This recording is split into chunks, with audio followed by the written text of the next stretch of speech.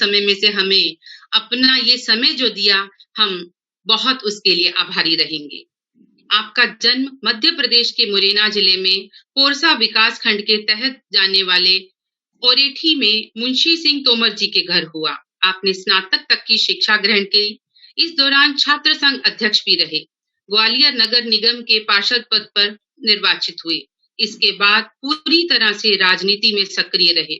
1977 में भारतीय जनता युवा मोर्चा के मंडल अध्यक्ष बनाए गए। राजनीतिक जीवन की अगर हम बात करें तो आप प्रधानमंत्री जी श्री नरेंद्र मोदी जी के मंत्रिमंडल में शामिल किए गए। यथा नाम यथा गुण नाम भी आप शेयर कर रहे हैं। मध्य प्रदेश के बीजेपी के अध्यक्ष के रूप में ही नहीं, संपूर्ण व्यक्तित्व में आप संगठनात्मक क्षमता के साथ ही प्रशासन पर मजबूत पकड़ और कुशल राजनीति के रूप में जाने जाते हैं। बात कम और काम ज्यादा की नीति अपनाते हैं। जी हाँ, आपके इस तरह के कार्यों के साथ आपको हम एक बहुत बड़ा सलाम प्रेषित करते हैं। हम दिया हैं तो आप हैं एक जगमगाती जो। इस समय हमें कुछ खुद से कुछ नहीं कहना, सिर्फ आपको सुनना है, आपको जानना। अभी करतल ध्वनि से स्वागत करेंगे जिन्हें हम मिलने आए हैं, जिन्हें हम जानने आए हैं, जिनसे आज रूबरू होने वाले हैं। जी हाँ, करतल ध्वनि, आप कृपया अपने स्थान पर बैठकर जोरदार तालियों से स्वागत करते हुए इस कार्यक्रम में आह्वान के लिए हम बुलाते हैं माननीय मंत्री महोदय को, श्री नरेंद्र सिंह तोमर जी, केंद्रीय कृषि एवं ग्रामीण विकास मंत्री भारत सरकार, जिन्हें हम सुनना चाहते हैं। सर, आप अपने अल्फाजों से हमें अनुग्रहित करें। Over to you sir. Thank you sir. सभी उपस्थित सज्जनों को मेरा नमस्कार। आज के इस आयोजन में अध्यक्ष के रूप में उपस्थित माननीय श्री डी शर्मा साहब, श्रीमान आर.के. गुप्ता जी, प्रांत के अध्यक्ष आर.एस. सक्सेना जी, श्रीमान रणवीर सिंह त्यागी जी, श्रीमान जितेंद्र शर्मा जी, श्रीमान मनोज सोनी जी, और इस अवसर पर वर्चुअल जुड़े भारत विकास परिवार के सभी गणमान्य सज्जनों, बहनों और उपस्थित महानुभाव, मुझे बहुत प्रसन्नता है कि आज भारत विकास परिषद के इस कार्यक्रम के माध्यम से आप सबसे मुलाकात करने का मुझे यह अवसर प्राप्त हो रहा है। इसके लिए मैं आयोजकों को अपनी ओर से हृदयपूर्वक बहुत बहुत बधाई देता हूं, बहुत धन्यवाद भी देता हूं। आज पदाधिकारियों का दायित्व ग्रहण समारोह है। नई टीम आज दायित्व ग्रहण करेगी।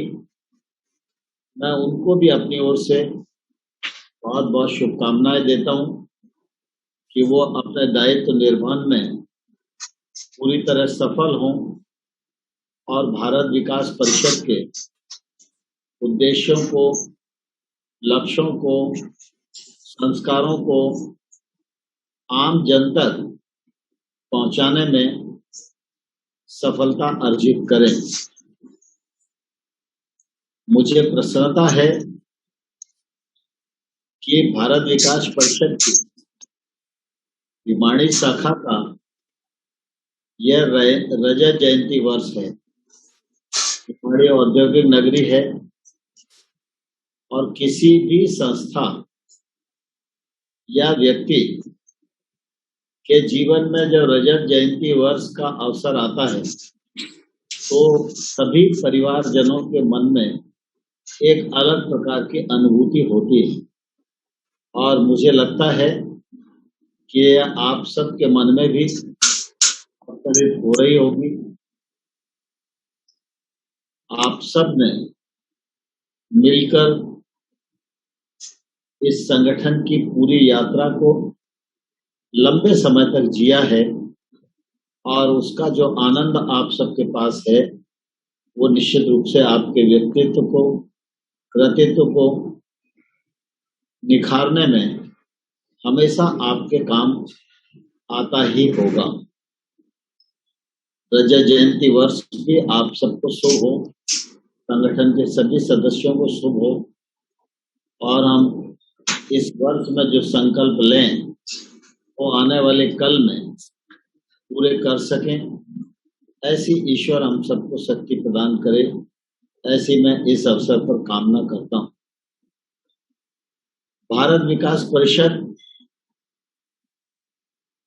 संपर्क, सहयोग, संस्कार, सेवा और समर्पण इनका एक संयुक्त प्रतिबिंब है। हमारा देश लोकतांत्रिक देश है। इस देश में बहुत सारी संस्थाएं काम करती हैं, भिन्न भिन्न क्षेत्रों में काम करती हैं, भिन्न भिन्न कार्य पद्धतियों के अनुसार काम करती हैं, लेकिन विधान और संविधान और उद्देश्यों को अगर हम देखें और उनके प्रवचनों को हम देखें तो ध्यान में आएगा कि बहुत सारे संगठन उन्हीं उद्देश्यों के लिए काम कर रहे हैं जिन उद्देश्यों की प्राप्ति के लिए हम लोग भारत विकास परिषद के माध्यम से काम कर रहे हैं। लेकिन इसके बावजूद भी उद्देश्य एक हो, संविधान एक हो, लक्ष्य एक हो, लेकिन कार्य पद्धति, भाव और विचार प्रवाह इसका अंतर स्वाभाविक रूप से परिलक्षित होना चाहिए और होता भी है। भारत विकास परिषद जब सार्वजनिक जीवन में काम करती है, सेवा के क्षेत्र में काम करती है, रचनात्मकता के क्षेत्र में काम करती है, समाज के भिन्न भिन्न आयामों को अपने आगोश में समेटे हुए मानवता की सेवा परिषद के द्वारा हो, इस महान लक्ष्य को लेकर देश भर में विकास परिषद का संगठन काम कर रहा है। भारत विकास परिषद बाकी ऐसे ही भिन्न संगठन है। यह कार्य पद्धति के माध्यम से झलकता है, क्योंकि कोई भी व्यक्ति अपनी शौहरत के लिए कोई संस्था बनाकर एक ब्लड डोनेशन कैंप कर सकता है, एक आई कैंप कर सकता है, क्योंकि उसके पास साधन भी है, उसके पास लोग भी हैं और उसके पास धन की प्रचुरता भी है। तो आयोजन भी होता है, कुछ मात्रा में उसका लाभ भी समाज में होता है।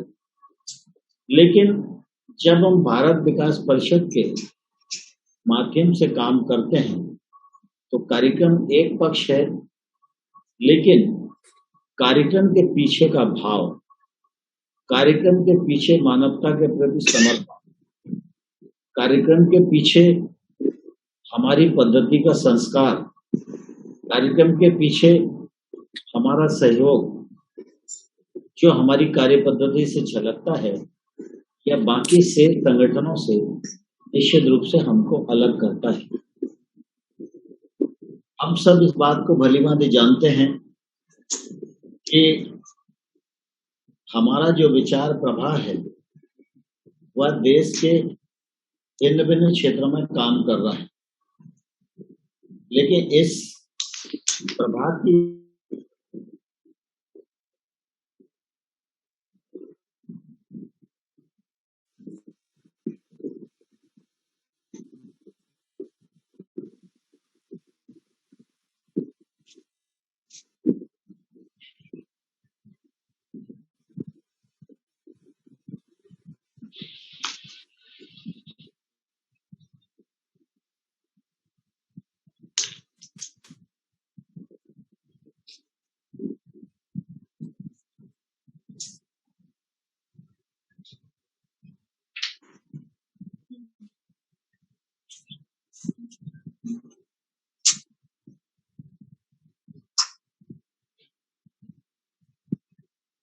हाँ जी, बोलो जो शायद लग रहा है कि अच्छा भाभी जी, आप कंटिन्यू करें। आ जाएंगे तो दोबारा ले लेंगे जी। बीच में शायद कोई लाइट चली गई या जो भी कनेक्शन थोड़ा सा लिंक टूट गया है, कोई बात नहीं, हम साथ में जुड़े रहेंगे, बने रहेंगे। आ गए। अभी आवाज आ रही है? हाँ, अब आ रही है। जी आ रही है। कुल मिला के मैं यह कहना चाहता हूँ कि भारत विकास परिषद समाज के क्षेत्र में काम करने वाला वह संगठन है जो संस्कारों से ओतप्रोत है, समर्पण से ओतप्रोत है। इसलिए भारत विकास परिषद के द्वारा किया गया कोई भी सेवा कार्य व्यवस्था को स्थायित्व प्रदान करता है और लंबे समय तक मानव के काम आता है और एक अच्छी राय और अच्छे व्यक्तियों के निर्माण की श्रृंखला को उत्पन्न करने वाला यह संगठन है। मैं भारत विकास परिषद के कार्यक्रमों में अनेक बार जाता रहता हूँ। ग्वालियर और मध्य प्रदेश के कार्यक्रमों से मेरा लगातार जुड़ाव रहता है, चाहे वो शिक्षा का क्षेत्र हो, चाहे चिकित्सा का क्षेत्र हो, चाहे मानव सेवा का क्षेत्र हो। हर क्षेत्र में भारत विकास परिषद ने अपना स्थान बनाया है।